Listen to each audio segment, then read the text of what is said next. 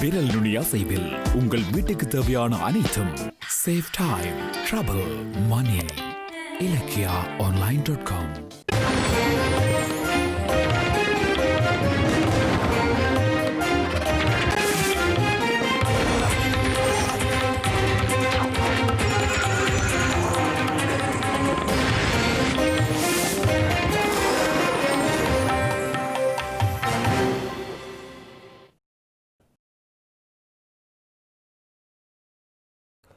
வணக்கம் நேயர்கள் அனைவருக்கும் ஐபிசி தமிழின் தைத்திருநாள் நல்வாழ்த்துக்கள். ஐபிசி தமிழின் மதிய நேர பிரதான செய்திகள். முதலில் தலைப்புச் செய்திகள். நிரந்தர அரசியல் தீர்வினூடாகவே இலங்கை மக்களுக்கு வளமான எதிர்காலம் அமையும் என்கிறார் ராசமந்தன். இலங்கையில் கொரோனா தொற்றாளர்களின் எண்ணிக்கை 50,000 உயர்வு. அவன்யாபுரத்தில் ஜல்லிக்கட்டு போட்டி ஆரம்பம். அமெரிக்காவில் 2 தடவைகள் குற்றவியல் தீர்மானம் நிறைவேற்றப்பட்ட முதலாவது ஜனாதிபதியாக டொனால்ட் ட்ரம்ப் பதிவு.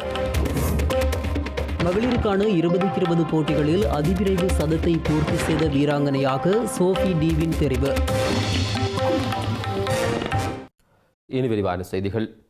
நிரந்தர அரசியல் தீர்வினூடாகவே இலங்கை மக்களுக்கு வளமான எதிர்காலம் அமையும் என தமிழ் தேசிய கூட்டமைப்பின் தலைவர் ரா சம்பந்தன் தெரிவித்துள்ளார். அந்த தீர்வானது இலங்கை வரலாற்றில் ஒரு திருப்பு முறையாக அமைவதுடன் இதய சுத்தியுடனான இனநலக்கத்தை ஏற்படுத்தும் எனவும் அவர் தனது பொங்கல் வாழ்த்துச் செய்தியில் தெரிவித்துள்ளார். ஸ்ரீலங்கா அரசாங்கமானது புதிய அரசியலமைப்பை உருவாக்கி தேசிய பிரச்சினைக்கு தீர்வு காண வேண்டும். அதுவே நாட்டு மக்களுக்கு நன்மை அளிக்கும் என தமிழ் தேசிய கூட்டமைப்பின் தலைவர் இரா சம்பந்தன் தெரிவித்துள்ளார். தமிழ் தேசிய கூட்டமைப்பின் தலைவர் இரா சம்பந்தன் வெளியிட்டுள்ள பொங்கல் வாழ்த்துச் செய்தியிலே இதனை தெரிவித்துள்ளார். புதிய அரசியலமைப்பு நிறைவேற்றப்படாவிட்டால் நாட்டில் அமைதி, சமாதானம், சுபிட்சம் எதுவும் ஏற்படாது. ஆட்சியாளர்கள் புத்திசாலித்தனமாக நடக்க வேண்டும். இல்லையேல் இந்த நாடு சர்வதேச அரங்கில் பேராபத்தை சந்திக்கும் எனவும் அவர் எச்சரித்துள்ளார். தமிழ் மக்களை பொறுத்தவரை ஒரு நியாயமான, சமத்துவமான, அனைவரிடமும் உரிமைகளை மதிக்கின்ற, நாட்டுக்கு எந்தவித தீங்கும் ஏற்படாத, சகலரும் ஒற்றுமையாக வாழக்கூடிய, நீடித்து நிலைத்திருக்கக்கூடிய, நிரந்தர தீர்வை பெற்றுத்தரக்கூடிய புதிய அரசியலமைப்பு உருவாக்குவதற்கு நாம் பூரண உதவி வழங்குவோம் என அவர் குறிப்பிட்டுள்ளார். நிரந்தர அரசியல் தீர்வின் ஊடாகவே நாட்டு மக்களின் எதிர்காலம் வளமடையும் என்பதை ஆட்சியாளர்களிடம் தெரிவித்துக் கொள்ள விரும்புகின்றேன் எனவும் அவர் கூறியுள்ளார். அந்த தீர்வானது இலங்கை வரலாற்றில் ஒரு திருப்பு முனையாக அமையும் எனவும் இரா சம்பந்தன் குறிப்பிட்டுள்ளார். அதேவேளை வருங்காலத்தில் தமது கட்சியின் பொங்கல் பானை அமுது சுரவி போல் தமிழ் மக்கள் அனைவருக்கும் மனதாலும், திறனாலும், அன்பாலும், பண்பாலும், பணத்தாலும் அள்ளி கொடுக்க வேண்டும் என தமிழ் மக்கள் கூட்டணியின் தலைவர் சி வி விக்னேஸ்வரன் தெரிவித்துள்ளார். இந்த வருடம் தமிழர்களுக்கு சகல சௌபாக்கியங்களும் கிடைக்க வேண்டும் என்று பிரார்த்தித்து சூரியனுக்கு பொங்கல் இட்டு அவன் அருளை நாடி நிற்போம் என தமிழ் மக்கள் கூட்டணியின் தலைவர் சி வி விக்னேஸ்வரன் வெளியிட்டுள்ள பொங்கல் வாழ்த்துச் செய்தியில் தெரிவித்துள்ளார். இதேவேளை இன மதபேதமின்றி இலங்கை மக்கள் அனைவருக்கும் சுபீட்சத்தை கொண்டு வருவது தன்னுடையதும் தனது அரசாங்கத்தினதும் ஒரே நோக்கமாகும் என ஸ்ரீலங்கா ஜனாதிபதி கோட்டபாய ராஜபக்ஷ தனது பொங்கல் வாழ்த்துச் செய்தியில் தெரிவித்துள்ளார். அந்த உன்னதமான நோக்கத்தை அடைந்து கொள்வதற்கான வழிவகைகள் தமது அரசாங்கத்தின் நாட்டை கட்டியெழுப்பும் சுபீட்சத்தை நோக்கு கொள்கை திட்டத்தில் உள்ளடக்கப்பட்டுள்ளதாகவும் அவர் குறிப்பிட்டுள்ளார். இந்த நிலையில் இலங்கையர்களாகிய நாம் அனைவரும் இனம், மதம், மொழி ஆகியவற்றினால் வேறுபட்டிருந்தாலும் அனைவரினதும் எண்ணங்களும் எதிர்பார்ப்புகளும் ஒன்றாகும் என ஸ்ரீலங்கா பிரதமர் மஹிந்த ராஜபக்ஷ தெரிவித்துள்ளார். மக்கள் அனைவரினதும் எதிர்கால வாழ்வில் சகல எதிர்பார்ப்புகளும் நிறைவேறி சாந்தியும் சமாதானத்துடனும் சௌபாக்கியத்துடனும் வாழ எல்லாம் வல்ல இறைவனை பிரார்த்திப்பதாக பிரதமர் மஹிந்த ராஜபக்ஷ தெரிவித்துள்ளார். பிரித்தானிய வாழ் தமிழ் சமூகத்திற்கு பிரதமர் போரிஸ் ஜோன்சன் தைப்பொங்கல் வாழ்த்துக்களை தெரிவித்துள்ளார். இம்முறை பண்டிகையை முன்னரை போல் குடும்பத்தினர் மற்றும் நண்பர்களுடன் இணைந்து கொண்டாட முடியாத நிலை ஏற்பட்டுள்ளதாக அவர் மேலும் சுட்டிக்காட்டினார். Vanakkam and happy Thai Pongal to everybody in Britain's Tamil community. வணக்கம். பிரித்தானியாவில் உள்ள தமிழ் சமூகத்தில் உள்ள அனைவருக்கும் இனிய தைப்பொங்கல் வாழ்த்துக்கள். இலங்கையின் தாராளத்திற்கு நன்றி செலுத்தும் வகையில் அரியிட்டு பொங்கல் பொங்கி தைப்பொங்கலை சிறப்பாக கொண்டாடுகின்றீர்கள். கோவிட்-19 தொற்றுக்கு எதிரான போராட்டத்தில் நீங்கள் வழங்கும் அனைத்து பங்களிப்புக்கும் நன்றி தெரிவிக்கின்றேன். இந்த நெருக்கடியான தருணத்தில் உங்களின் கடினமான உழைப்பு, பெறுமதி, ஒழுக்கம் மற்றும் சமூக ஆர்வம் உண்மையில் பிரகாசமாக இருக்கின்றது. எமது தேசிய சுகாதார கட்டமைப்பில் முன்கள பணியாளர்களாக தற்போது இருக்கும் தமிழ் வைத்தியர்கள் வெளிப்படையான தைரியத்துடன் செயற்படுகின்றனர். வர்த்தக செயற்பாடுகளை தொடர்ந்து முன்னெடுத்து பல்வேறு தியாகங்களை நீங்கள் செய்துள்ளீர்கள். அண்மைய நாட்களில் ஏனைய மக்களைப் போன்று தைப்பொங்கலையும் மக்கள் கொண்டாடுகின்றனர். குடும்பத்தினர், நண்பர்களுடன் இணைந்து வழமை போன்று அல்லாமல் இம்முறை பண்டிகை கொண்டாட்டம் இடம்பெறுகின்றது. இது மிகவும் கடினமானது என்பதை நான் அறிவேன். கொரோனா தொற்று அச்சம் காரணமாக இலங்கையில் தைப்பொங்கல் பண்டிகை களையிழந்துள்ள நிலையில் மக்கள் சுகாதார விதிமுறைகளை பின்பற்றி ஆலயங்களில் வழிபாடுகளில் ஈடுபட்டனர். எனினும் தமிழர் தாயகத்தின் சில பகுதிகளில் சீரற்ற காலநிலை காரணமாக மக்கள் பொங்கல் பண்டிகையை கொண்டாடவில்லை என எமது செய்தியாளர்கள் தெரிவிக்கின்றனர்.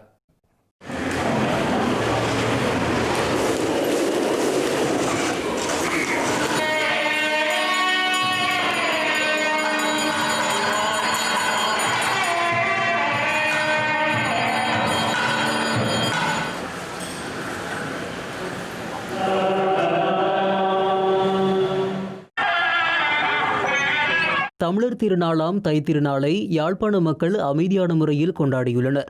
நாட்டில் ஏற்பட்டுள்ள கொரோனா வைரஸ் தொற்று அச்சம் காரணமாக சுகாதார நடைமுறைகளை பின்பற்றி பொங்கல் தின கொண்டாட்டங்கள் இடம்பெற்றிருந்தன.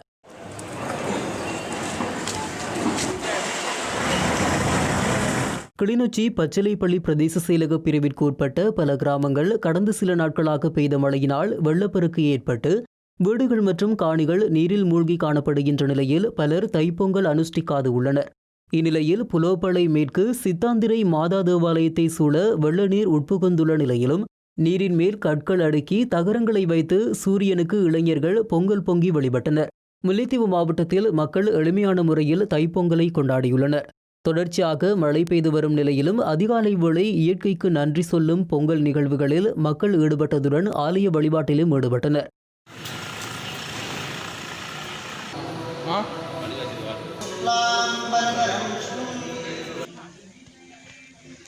வவுனியாவில் கொரோனா வைரஸ் காரணமாக இம்முறை பொங்கல் பண்டிகை களை இழந்துள்ளது. வவுனியா நகரில் கொரோனா தொற்றாளர்களின் எண்ணிக்கை அதிகரித்துள்ள நிலையில் நகரப்பகுதிகள் உட்பட்ட 19 கிராம சேவையாளர்கள் பிரிவுகளில் தனிமைப்படுத்தல் ஊரடங்கு சட்டம் அமுல்படுத்தப்பட்டுள்ளது. இதனால் நகரில் அமைந்துள்ள முக்கிய ஆலயங்களில் இம்முறை பொங்கல் நிகழ்வோ பூசை அனுஷ்டானங்களோ இடம்பெற்றிருக்கவில்லை. வவுனியா ஆதிவிநாயகர் ஆலயத்தில் சுகாதார நடைமுறைகளை கடைபிடித்து சிறிய அளவில் பொங்கல் நிகழ்வும் பூசை வழிபாடுகளும் இடம்பெற்றிருந்தன.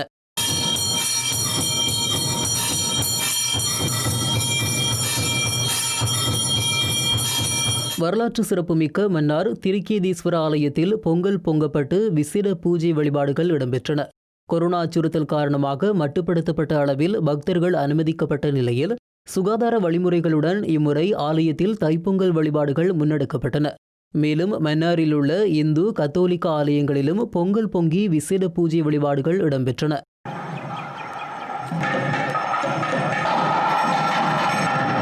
தமிழர்களின் திருநாளாம் தைத்திருநாளை முன்னிட்டு மட்டக்களப்பில் இன்று காலை ஆலயங்களில் பொங்கல் பொங்கப்பட்டு விசேட வழிபாடுகள் நடைபெற்றன. கிழக்கிலங்கையின் வரலாற்று சிறப்புமிக்க மட்டக்களப்பு அமிர்தகளி ஸ்ரீ மாமாங்கீஸ்வரர் ஆலயத்தில் தைத்திருநாளை முன்னிட்டு விசேட பொங்கல் நிகழ்வும் பூஜையும் நடைபெற்றது. கொரோனா அச்சுறுத்தல் காரணமாக பக்தர்கள் அனுமதிக்கப்படாத நிலையில் சுகாதார வழிமுறைகளுடன் ஆலயத்தில் தைப்பொங்கல் வழிபாடுகள் முன்னெடுக்கப்பட்டன.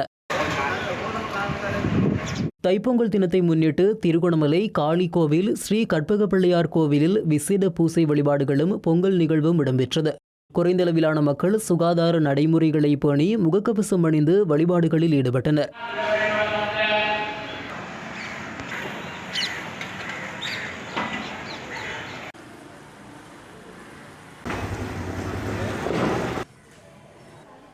தைப்பொங்கல் பண்டிகையை நீர்கொழும்பு வாழ் மக்கள் மிக அமைதியான முறையில் இன்று கொண்டாடியுள்ளனர். நகரில் உள்ள கோயில்களில் இன்று காலை விசேட பூஜைகள் இடம்பெற்றன. மக்கள் சுகாதார வழிமுறைகளை பேணி வணக்க வழிபாடுகளில் ஈடுபட்டதை காண முடிந்ததாக எமது செய்தியாளர் தெரிவித்தார். கோயிலுக்கு வருகை தருவோர் பதிவு புத்தகத்தில் தமது பெயர் விவரங்களை பதிவு செய்திருந்தமையையும் காண முடிந்தது.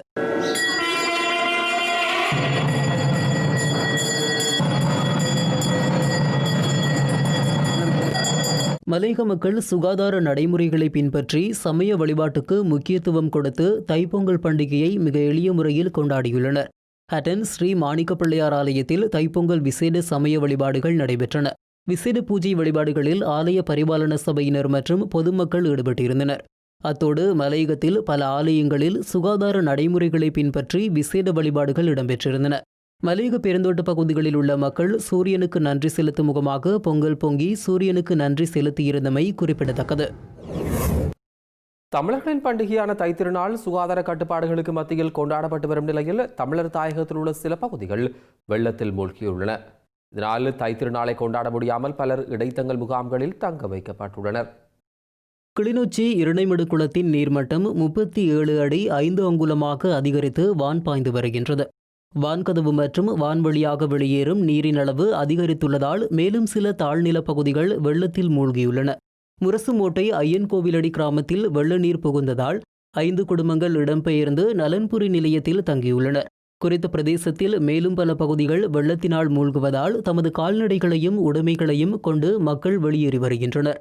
வரத்து நீர் காரணமாக இரணைமடு குளத்தில் திறக்கப்படும் வான்கதவுகளின் அளவு அதிகரிக்கப்படும் எனவும் இதனால் முரசுமோட்டை, கண்டாவளை மற்றும் ஊரியான் பகுதிகளில் வாழும் மக்கள் எச்சரிக்கையாக இருக்க வேண்டும் என மாவட்ட அனர்த்த முகாமைத்துவ பிரிவு அறிவித்துள்ளது. தொடர்ச்சியாக பெய்து வரும் கடும் மழை காரணமாக வவுனியா மாவட்டத்தின் பல பகுதிகளில் போக்குவரத்து தடைபட்டுள்ளதுடன் மக்களின் இயல்பு வாழ்க்கை பாதிக்கப்பட்டுள்ளது. நேற்று பெய்த கடும் மழை காரணமாக வவுனியா சின்னத்தம்பனை கிராமத்திலிருந்து மடுத்துவாலயத்துக்கு செல்லும் பிரதான வீதியின் பாலம் முற்றாக சேதமடைந்துள்ளது.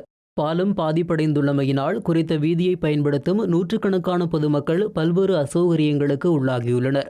குறித்த வீதி இரணை, இலுப்பைக்குளம், செங்கல்படை, வேலங்குளம், மடுக்குளம், சின்னத்தம்பனி ஆகிய பகுதிகளில் வசிக்கும் மக்கள் மடு பிரதேச செயலகத்துக்கு செல்லும் பிரதான வீதியாக பயன்படுத்தி வருகின்றனர்.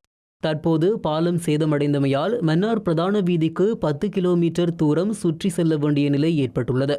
எனவே மக்களின் நன்மை கருதி குறித்த பாலத்தை உடனடியாக திருத்தி தருமாறு உரிய அதிகாரிகளிடம் பொதுமக்கள் கோரிக்கை விடுக்கின்றனர். இதேவேளை முல்லைத்தீவு கொக்குத்தொடுவாய் வடக்கு கிராம அலுவலர் பிரிவிற்குட்பட்ட தாழ்நில பகுதிகள் கனமழை காரணமாக நீரில் மூழ்கி காணப்படுகின்றன. இதனால் அங்குள்ள மக்கள் பலத்த இன்னல்களுக்கு முகம் கொடுத்துள்ளனர். இந்நிலையில் முன்னாள் வடமாகாண சபை உறுப்பினர் துரைராசா ரவிகரன் நேரில் சென்று நிலைமைகளை ஆராய்ந்துள்ளார். குறிப்பாக கொக்குத்தொடுவாய் வடக்கு பகுதியில் 7 வீடுகளை சுற்றி வெள்ள நீர் அதிகளவில் தேங்கி காணப்படுவதுடன் பல தாழ்நில பகுதிகளில் உள்ள வீடுகளும் சிறிய அளவில் பாதிப்புக்குள்ளாகியுள்ளதாகவும் மக்கள் தெரிவிக்கின்றனர். அதேவேளை மழைக்காலங்களில் தமது பகுதிகளில் கடந்த 10 ஆண்டுகளுக்கு மேலாக இவ்வாறான பாதிப்புகளை தாம் எதிர்நோக்கி வருவதாகவும் இதற்கு நிரந்தர தீர்வினை பெற்றுத்தரக் கோரியும் பொறுப்பு வாய்ந்த பலரிடமும் பலமுறை கோரிக்கை விடுத்தும் இதுவரை பிரச்சினைக்கு நிரந்தர தீர்வுகள் எதனையும் பெற்றுத்தரவில்லை எனவும் மக்கள் கவலை தெரிவிக்கின்றனர். வெள்ள நீரினை தமது குடியிருப்பு பகுதிகளிலிருந்து அப்புறப்படுத்த நடவடிக்கை எடுத்து தருமாறு முன்னாள் வடமாகாண சபை உறுப்பினர் துரைராசா ரவிகரனிடம் அங்குள்ள மக்கள் கோரிக்கை முன்வைத்தனர். இதனையடுத்து குறித்த பகுதிக்கு பொறுப்பான கிராம அலுவலர் மற்றும் உரிய அதிகாரிகளுக்கு தொலைபேசி தொடர்பினை ஏற்படுத்தி மக்கள் குடியிருப்புகளில் தேங்கியுள்ள நீரினை அப்புறப்படுத்த நடவடிக்கை எடுக்குமாறு ரவிகரன் வலியுறுத்தியுள்ளார். யாழ்ப்பாணம் நல்லூர் கந்தசுவாமி ஆலயத்தை பிரதிநிதித்துவப்படுத்தும் அலங்கார வளைவு அங்குரார்ப்பணம் செய்து வைக்கப்பட்டது. யாழ்ப்பாணம் நல்லூர் கந்தசுவாமி ஆலயத்தினை அடையாளப்படுத்தும் வகையில் யாழ்ப்பாணம் கண்டி பிரதான வீதிக்கு அண்மையில் செம்மணி பகுதியில் அலங்கார வளைவு நிர்மாணிக்கப்பட்டுள்ளது. முன்னாள் இராஜாங்க அமைச்சர் விஜயகலா மகேஸ்வரனின் முயற்சியில் இந்த அலங்கார வளைவு சம்பிரதாய பண்பாட்டு சின்னங்களை தாங்கியவாறு அமைக்கப்பட்டுள்ளது. அலங்கார வளைவின் கட்டுமான பணிகள் நிறைவடைந்த நிலையில் நேற்றிரவு விசேட யாக பூஜைகள் இடம்பெற்றன. தைத்திருநாளான இன்றைய தினம் நல்லூர் ஆலயத்திலிருந்து திறப்பு விழாவுக்கு தேவையான பொருட்கள் பாரம்பரிய முறைப்படி மாட்டு வண்டலில் செம்மணி அலங்கார வளைவு அமைந்துள்ள இடத்துக்கு கொண்டு செல்லப்பட்டன. தவில் நாதஸ்வரம் இசைக்க சிவாச்சியார்கள் வேத மந்திரங்களை பாராயணம் செய்ய இறையாசியுடன் அலங்கார வளைவு திறப்பு விழா இடம்பெற்றது. சிவாச்சாரியார்கள், சைவ சமய பெரியவர்கள், முன்னாள் இராஜாங்க அமைச்சர் விஜயகலா மகேஸ்வரன், யாழ்ப்பாணம் மாநகர சபை முதல்வர், உறுப்பினர்கள், அதிகாரிகள், நல்லூர் கந்தசுவாமி ஆலய பரிபாலகர்கள் என பலரும் திறப்பு விழா நிகழ்வில் கலந்து கொண்டனர். இலங்கையில் கொரோனா தொற்றாளர்களின் எண்ணிக்கை 50,000-ஐ கடந்துள்ளது. அந்த வகையில் இலங்கையில் 50,229 பேர் கொரோனா தொற்றால் பாதிக்கப்பட்டுள்ளனர். இலங்கையில் நேற்றைய தினம் 692 பேருக்கு கொரோனா தொற்று அடையாளம் காணப்பட்டிருந்தது. அவர்களில் 223 பேர் கொழும்பு மாவட்டத்தைச் சேர்ந்தவர்கள் என அடையாளம் காணப்பட்டுள்ளனர். அத்துடன் இன்றைய தினம் வவுனியாவில் மேலும் 3 பேர் கொரோனா தொற்றுக்கு உள்ளாகியுள்ளனர். வவுனியா கந்தசுவாமி கோயில் வீதியில் உள்ள வியாபார நிலையங்களில் பணிபுரியும் 3 பேருக்கு இவ்வாறு தொற்று உறுதி செய்யப்பட்டுள்ளது. குறித்த எண்ணிக்கையுடன் வவுனியா நகர் பகுதியில் கடந்த வாரத்தில் மாத்திரம் 151 தொற்றாளர்கள் அடையாளம் காணப்பட்டுள்ளனர். இதன் மூலம் இலங்கையில் 50,229 பேர் கொரோனா தொற்றினால் பாதிக்கப்பட்டுள்ளதுடன் 247 பேர் உயிரிழந்துள்ளனர். கொரோனா தொற்றுக்குள்ளான சிறைச்சாலை கொத்தணியில் இதுவரை 3,973 பேர் சுகமடைந்துள்ளதுடன் 291 பேர் தொடர்ந்தும் சிகிச்சை பெற்று வருகின்றனர். அத்துடன் 8 கைதிகள் கொரோனா தொற்றினால் உயிரிழந்துள்ளனர். இந்நிலையில் தனிமைப்படுத்தப்பட்டுள்ள மட்டக்களப்பு காத்தான்குடி பிரதேசத்தில் தொடர்ந்தும் எதிர்வரும் திங்கட்கிழமை வரை தனிமைப்படுத்தல் நீடிக்கப்படும் என மட்டக்களப்பு மாவட்ட அரசாங்க அதிபர் கணபதி பிள்ளை கருணாகரன் தெரிவித்தார். மட்டக்களப்பு காத்தான்குடி பிரதேசத்தில் அதிகளவான கொரோனா தொற்றாளர்கள் கண்டறியப்பட்டதை அடுத்து கடந்த டிசம்பர் 31ஆம் தேதி தொடக்கம் நாளை வரை காத்தான்குடி பிரதேச செயலக பிரிவு தனிமைப்படுத்தப்பட்டு முடக்கப்பட்டது. இந்த நிலையில் தற்போது எழுமாறாக மேற்கொள்ளப்பட்டு வரும் ஆன்டிஜென் மற்றும் PCR பரிசோதனை பல இடங்களில் மேற்கொள்ளப்பட வேண்டிய தேவை காணப்படுவதனால் தனிமைப்படுத்தல் காலத்தை மேலும் நீடித்துள்ளதாக அவர் குறிப்பிட்டார். அரசியல் கைதிகளின் விடுதலை தொடர்பான செயற்பாடுகளை மேற்கொள்வதற்காக விசேட குழு ஒன்றை அமைக்க தீர்மானிக்கப்பட்டுள்ளது. மன்னாரில் மெசிடோன் நிறுவனத்தின் ஏற்பாட்டில் இடம்பெற்ற கூட்டத்தில் இந்த தீர்மானம் மேற்கொள்ளப்பட்டது. பயங்கரவாத தடை சட்டத்தின் கீழ் கைது செய்யப்பட்டு தடுத்து வைக்கப்பட்டுள்ள அரசியல் கைதிகளை பொங்கலுக்கு முன்பாக விடுதலை செய்ய கோரி வடக்கு கிழக்கு மாகாணங்களில் 7 நாட்கள் பிரார்த்தனை வாரம் முன்னெடுக்கப்பட்டிருந்தது. எனினும் அரசாங்கம் அரசியல் கைதிகளை விடுதலை செய்யாத நிலையில் அரசாங்கத்திற்கு அரசியல் கைதிகளின் விடுதலையை துரிதப்படுத்துவது தொடர்பாகவும் அரசியல் கைதிகளில் குடும்ப நிலைமை தெளிவுபடுத்த வடக்கு கிழக்கு சிவில் சமூக அமைப்புகள் அரசியல் பிரதிநிதிகள் மேற்கொள்ள வேண்டிய நடவடிக்கைகள் தொடர்பாக ஆராயும் விசேட கலந்துரையாடல் ஒன்று இடம்பெற்றது. மெசிடோ நிறுவனத்தின் ஏற்பாட்டில் அதன் குழு தலைவர் ஜாட்சன் பிகிராடோ தலைமையில் நேற்று மாலை மன்னார் நகரசபை மண்டபத்தில் இந்த கலந்துரையாடல் இடம்பெற்றது. குறித்த கூட்டத்தில் சட்டத்தரணி எஸ் தினேசன், தமிழர் தேசிய வாழ்வுரிமை இயக்கத்தின் தலைவர் VS சிவகரன், தாய்நிலம் அறக்கட்டளை அமைப்பின் இணைப்பாளர் A சகாயம், சிவில் சமூக செயற்பாட்டாளர் பெனடிக், மன்னார் நகரசபை உறுப்பினர்கள், காணாமல் ஆக்கப்பட்டோர் அமைப்பின் பிரதிநிதிகள், அரசியல் கைதிகளின் குடும்ப உறுப்பினர்கள் என பலரும் கலந்து கொண்டனர். குறித்த கூட்டத்தில் அரசியல் கைதிகளின் விடயத்தில் செயற்பாடுகளை மேற்கொள்வதற்கான குழு ஒன்றை அமைப்பதன் அவசியம் தொடர்பாகவும், குறித்த குழுவில் அரசியல் சிவில் சமூக பிரதிநிதிகளை உள்வாங்குவது தொடர்பாகவும், தமிழ் அரசியல் கைதிகள் உட்பட தமிழ் மக்களின் அரசியல் சமூக மட்ட பிரச்சினைகளின் உண்மை தன்மையை சிங்கள மக்கள் மத்தியில் கொண்டு செல்வதற்கான செயற்பாடுகள் தொடர்பாகவும் விரிவாக கலந்துரையாடப்பட்டது. இலங்கை கடற்பரப்புக்குள் அத்துமீறி மீன்பிடியில் ஈடுபடும் இந்திய மீனவர்கள் கைது செய்யப்பட்டால் அவர்களுக்கு 2 ஆண்டுகள் கடூழிய சிறை தண்டனை விதிக்கப்படும் என எச்சரிக்கப்பட்டுள்ளது. யாழ்ப்பாணம் ஊர்காவல்துறை நீதிமன்றம் இந்த எச்சரிக்கையை விடுத்தது. இலங்கை கடற்பரப்புக்குள் அத்துமீறி மீன்பிடியில் ஈடுபட்டுள்ளார்கள் என்ற குற்றச்சாட்டில் கைது செய்யப்பட்ட இந்திய மீனவர்கள் 26 பேர் காரநகர் கடற்படை தளத்தில் தடுத்து வைக்கப்பட்டிருந்த நிலையில் கடற்படையினரால் படகுகளில் ஊர்காவல்துறை நீதிமன்றத்திற்கு அழைத்து செல்லப்பட்டனர். எல்லை தாண்டி மீன்பிடித்த நடவடிக்கையில் ஈடுபட்டமை, தடை செய்யப்பட்ட இழுவை மடி வலைகளை பயன்படுத்தி மீன்பிடி நடவடிக்கையில் ஈடுபட்டமை ஆகிய குற்றச்சாட்டுகள் குறித்த மீனவர்களுக்கு எதிராக முன்வைக்கப்பட்டிருந்தன. வழக்கின் காத்திரத்தன்மையை இந்திய மீனவர்கள் புரிந்து கொள்ள வேண்டும் என்பதற்காக நீதிபதி நேரடியாக மீனவர்களிடம் விசாரணைகளை மேற்கொண்டிருந்தார். விசாரணை முடிவில் மீனவர்கள் பயணித்த 4 படகுகள், மீன்களின் ஒளியை கண்டறிய பயன்படுத்தப்படுகின்ற எக்கோ இயந்திரம், தொலைபேசிகள், மீன்பிடி வலைகள் உட்பட்ட அனைத்து பொருட்களும் அரச உடைமையாக்கப்படும் என நீதிபதி அறிவித்திருந்தார். அத்துடன் குறித்த மீனவர்கள் மீண்டும் இலங்கை கடற்பரப்புக்குள் கைது செய்யப்பட்டால் உடனடியாகவோ 2 ஆண்டுகள் கடூழிய சிறை தண்டனைக்கு உட்படுத்துவார்கள் என்று எச்சரித்தவர்களை விடுதலை செய்துள்ளனர். குறித்த மீனவர்களே எல்லை தாண்டி மீன்பிடி நடவடிக்கையில் ஈடுபடும் இறுதி இந்திய மீனவர்களாக இருக்க வேண்டும் என்றும், இந்த எச்சரிக்கையை மீறி உள்நுழைந்து மீன்பிடி நடவடிக்கையில் ஈடுபடுபவர்கள் கைது செய்யப்பட்டால் அவர்கள் அனைவருக்கும் 2 ஆண்டுகள் கடூழிய சிறை தண்டனை தீர்ப்பு வழங்கப்படும் என்றும் நீதிபதி எச்சரித்திருந்தார். குறித்த வழக்கின் போது நேரியல் வள திணைக்கள அதிகாரியும் பிரசன்னமாக இருந்தார். கைது செய்யப்பட்ட இந்திய மீனவர்கள் காரைநகர் கடற்படை தளத்தில் தனிமைப்படுத்தப்பட்டு 2 தடவைகள் PCR பரிசோதனைக்கு உட்படுத்தப்பட்டு அவர்களுக்கு தொற்று இல்லை என்று உறுதிப்படுத்தப்பட்ட பின்னரே நீதிமன்ற முன்னிலைப்படுத்தப்பட்டிருந்தார்கள் என்பது குறிப்பிடத்தக்கது. ஸ்ரீலங்கா விமானப்படையின் நாய்கள் பயிற்சி பிரிவால் போதைப்பொருள் மற்றும் வெடிபொருட்களை கண்டறிவதற்கு பயிற்றுவிக்கப்பட்ட 20 நாய்களுக்கான பயிற்சிகள் நிறைவு செய்யப்பட்டுள்ளது. இதையடுத்து நாய்களுக்கு பயிற்சி வழங்கியவர்களை கௌரவிக்கும் நிகழ்வு கட்டுநாயக்க விமானப்படை முகாமில் நடைபெற்றது. விமானப்படை தளபதி ஏர் மார்ஷல் சுதர்சன பத்திரன தலைமையில் இந்த நிகழ்வு நடைபெற்றது. கடந்த 2020ஆம் ஆண்டு நெதர்லாந்திலிருந்து இலங்கைக்கு கொண்டு வரப்பட்ட 20 நாய்கள் 6 மாத காலம் போதைப்பொருள் மற்றும் வெடிப்பொருட்களை கண்டறிவதற்காக பயிற்றுவிக்கப்பட்டுள்ளன.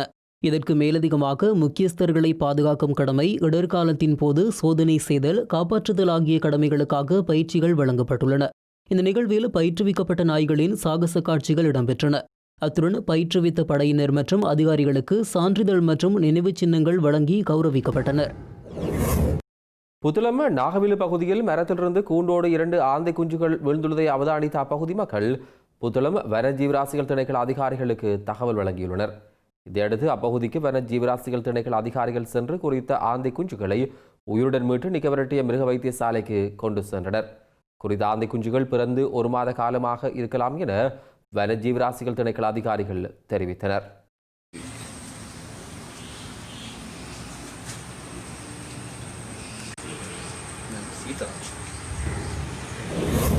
மதுரை அவனியாபுரத்தில் ஜல்லிக்கட்டு போட்டி ஆரம்பமாகி விறுவிறுப்புடன் நடைபெற்று வருகிறது. அதிக காளைகளை பிடித்த சிறந்த வீரருக்கும் பிடிபடாமல் விளையாடிய சிறந்த காளைக்கும் சிறப்பு பரிசு வழங்கப்பட உள்ளது. பொங்கல் திருநாளை முன்னிட்டு தமிழர்களின் வீர விளையாட்டான ஜல்லிக்கட்டு போட்டிகள் மதுரை மாவட்டத்தில் ஒவ்வொரு ஆண்டும் சிறப்பாக நடைபெற்று வருகின்றது. ஜல்லிக்கட்டு பொங்கல் பண்டிகையான இன்று அவனியாபுரத்தில் நடைபெற்று வருகின்றது. வாடிவாசல் வழியாக பாயும் காளைகளின் திமிலை மாடுபிடி வீரர்கள் பிடித்து காளைகளை அடக்க முற்படும் காட்சிகளை மக்கள் பார்வையிட்டு வருகின்றனர். வாடிவாசலில் இருந்து பாய்ந்து வெளியேறும் காளைகளின் திமிலை வீரர்கள் இறுக பற்றி கொண்டு காளை 3 சுற்றுக்கள் சுற்றும் வரை பிடித்திருக்க வேண்டும், அல்லது 100 மீட்டர் தூரம் வரை திமிலை பற்றி கொண்டு செல்ல வேண்டும். இந்த இரண்டில் ஏதேனும் ஒன்றை செய்தாலும் அந்த வீரர் வெற்றி பெற்றவராக அறிவிக்கப்பட்டு பரிசுகள் வழங்கப்படுகின்றன.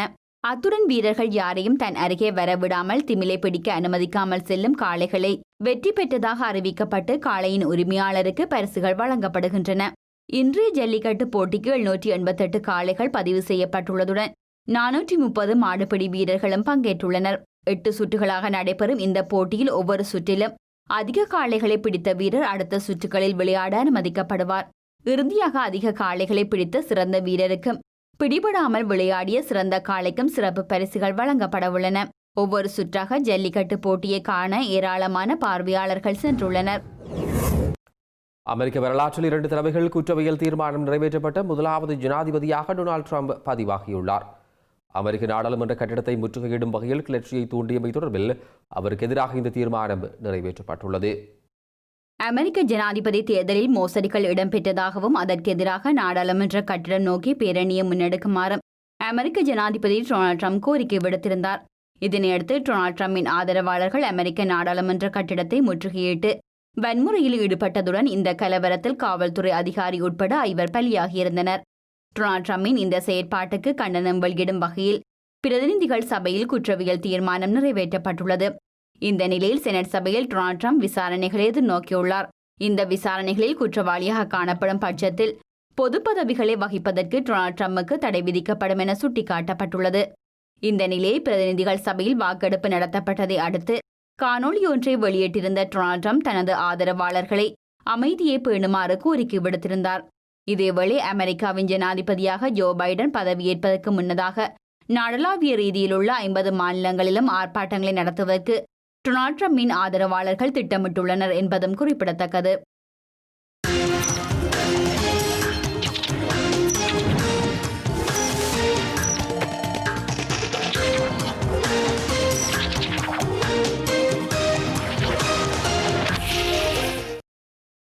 அடுத்த நாளுக்கான நாணய மாற்று விகிதம்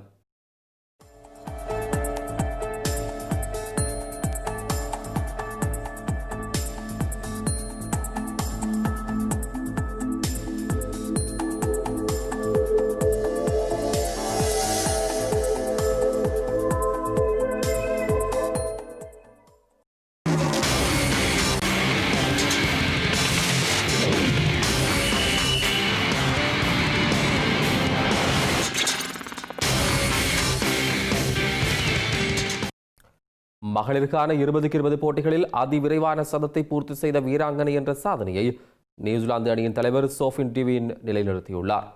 இதன் மூலம் மேற்கிந்திய தீவுகள் அணியின் வீராங்கனை தியேண்ட்ரா டொட்டின் வசமிருந்த சாதனையை அவர் முறியடித்தார். உள்ளூர் கிரிக்கெட் போட்டியொன்றில் வெலிங்டன் பிளேஸ் அணிக்காக விளையாடிய சோஃபி டிவின் 36 பந்துகளில் சதத்தை பெற்று சாதனை படைத்துள்ளார். 2010ஆம் ஆண்டு மேற்கிந்திய தீவுகள் அணி வீராங்கனை தியேந்திரா டொட்டின் 38 பந்துகளில் சதத்தை பூர்த்தி செய்து நிலைநாட்டியிருந்த சாதனையை அவர் முறியடித்துள்ளார். 31 வயதான சோஃபி டிவின் 9 சிக்சர்கள் மற்றும் 9 பவுண்டரிகள் அடங்கலாக 38 பந்துகளில் ஆட்டமிழக்காமல் 108 ஓட்டங்களை பெற்றுக்கொண்டுள்ளார். ஒட்டாகோ ஸ்பார்க்ஸ் அணி நிர்ணயித்த 129 ஓட்டங்கள் என்ற வெற்றி இலக்கை நோக்கி பதிலுக்கு துடுப்படுத்தாடிய வெலிங்டன் பிளேஸ் அணி 8.4 ஓவர்களில் வெற்றி இலக்கை எட்டியது. மகளிருக்கான பிக் பாஸ் லீக் தொடரில் பெர்த் ஸ்கோசஸ் அணிக்காக விளையாடியிருந்த சோஃபி டிவின் 4 நாட்களுக்கு முன்னரே 2 வார தனிமைப்படுத்தலை நிறைவு செய்திருந்தார். ஆடவர்களுக்கான 20-20 கிரிக்கெட் போட்டிகளில் அதிவிரைவான சதத்தை பெற்றவர் என்ற சாதனையை கிறிஸ் கெயில் நிலைநாட்டியுள்ளார்.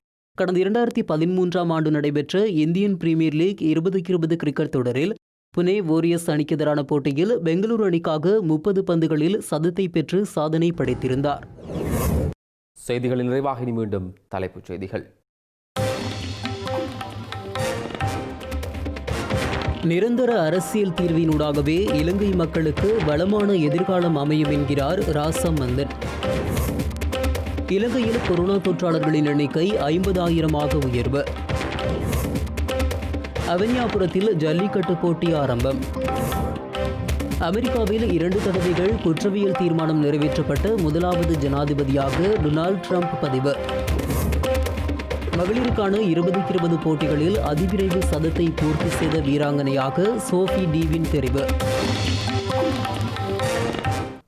இத்துடன் ஐபிசி தமிழ் தொலைக்காட்சியின் மதிய நேர செய்திகள் நிறைவு பெற்றன. உடனுக்குடன் செய்திகளை அறிந்து கொள்ள IBCTamil.com என்ற நமது இணையதளத்தை பார்வையிடுங்கள். வணக்கம்.